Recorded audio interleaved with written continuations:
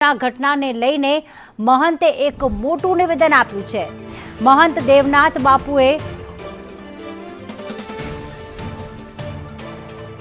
તો ધંધુકામાં ભારેલા અગ્નિ જેવી સ્થિતિ છે। મહત્વના સમાચાર અત્યારે મળી રહ્યા છે। ધંધુકામાં ગઈકાલે જે આખી ઘટના બની હતી જેમાં ભારેલા અગ્નિ જેવી સ્થિતિ છે અને ખાસ કરીને જે ભરવાડ યુવકનું મોત નીપજ્યું હતું તેને જ લઈને હાલમાં પીએસઆઈ ખુદ ફરિયાદી બન્યા છે અને ત્યારબાદ 100 થી 125ના ટોળા સામે હાલમાં ફરિયાદ પણ નોંધવામાં આવી છે। ગઈકાલે બાઇક ઓવરટેક કરવા મામલે આખી આ ઘટના પ્રકાશમાં આવી હતી જેમાં એક ભરવાડ સમાજના યુવકનું મોત નીપજ્યું હતું અને એની વચ્ચે આ મહંતનું નિવેદન પણ સામે આવ્યું। તો ધંધુકા મુદ્દે સંતો અને મહંતોની પણ હાલમાં પ્રતિક્રિયા આવી રહી છે। સાંભળીએ કે એમનું શું કહેવું છે।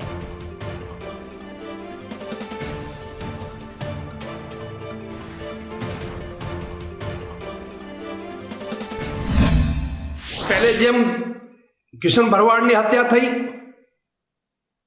गई काले धर्मेश भरवाड़नी हत्या थई ने आवती काले कोई त्रीजानो पण नंबर आवी शके छे। એટલા માટે ગુજરાત સરકારે આવા જિહાદીઓનો એન્કાઉન્ટર કરવો જરૂરી છે। અગર એન્કાઉન્ટર નહીં થાય તો હિન્દુઓની આવી રીતે રોજ રોજ હત્યા થતી રહેશે। સંતો મહંતોની પ્રતિક્રિયા સામે આવી રહી છે। ધંધુકામાં ભારેલા અગ્નિ જેવી સ્થિતિ છે। હાલમાં ચુસ્ત પોલીસ બંદોબસ્ત છે। અહીંયા ક્યાંક અપરાધીઓ સામે કડક કાર્યવાહી જરૂરી છે તેવું સંત મહંતોએ એટલે કે દેવનાથ બાપુએ પોતાની પ્રતિક્રિયા આપી છે, એવી માંગ પણ કરી છે। આકરા અંદાજમાં આ આખી ઘટનાને વખોડી કાઢવામાં આવી છે। ખૂબ જ નાની બાબત હતી, બાઇક ઓવરટેક કરવા જેવી બાબત હતી ને એની વચ્ચે આખી જે ઘટના છે તે હત્યામાં પરિણમી હતી।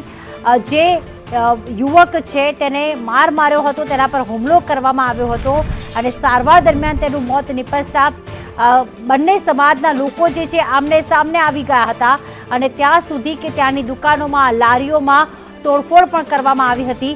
મોડી રાત્રે પોલીસ દ્વારા આ ટોળા સામે જે ફરિયાદ નોંધવામાં આવી છે, હાલમાં તેમની ધરપકડ પણ કરવામાં આવી છે।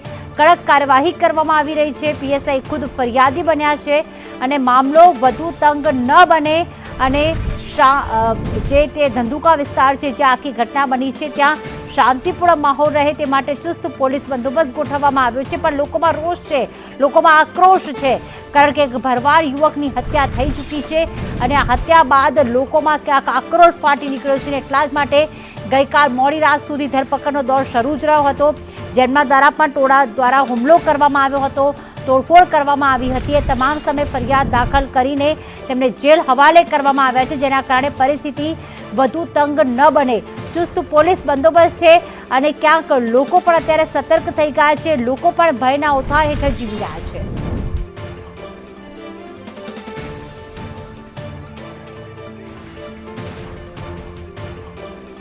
તો એકલધામના મહંત દેવનાથ બાપુ અમારી સાથે લાઈવ જોડાઈ ગયા છે। દેવનાથ બાપુજી નમસ્કાર, સ્વાગત છે આપનું સંદેશ ન્યૂઝમાં। નમસ્કાર। આખી ધંધુકામાં જે ઘટના ઘટી, આપે કહ્યું કે કડક કાર્યવાહી કરવામાં આવે, આપ આ ઘટનાને શું કહેશો, પ્રતિક્રિયા શું છે આપની? આ ઘટના દુઃખદ છે અને દુઃખ વ્યક્ત કરીએ છીએ ને એ આત્માને પરમાત્મા પરમ શાંતિ આપે એના માટે પરમાત્માથી પ્રાર્થના કરીએ છીએ।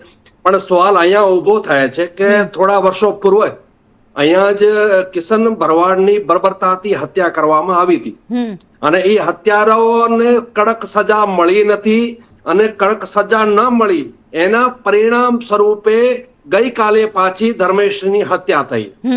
આવા જિહાદીઓને, આવા હત્યારોને જે યુપી ને અંદર ઉત્તર પ્રદેશ જે બની રહ્યો છે, જે તર્જ ઉપર કામ થઈ રહ્યો છે, આવા જિહાદીઓનો એન્કાઉન્ટર કરવામાં આવે।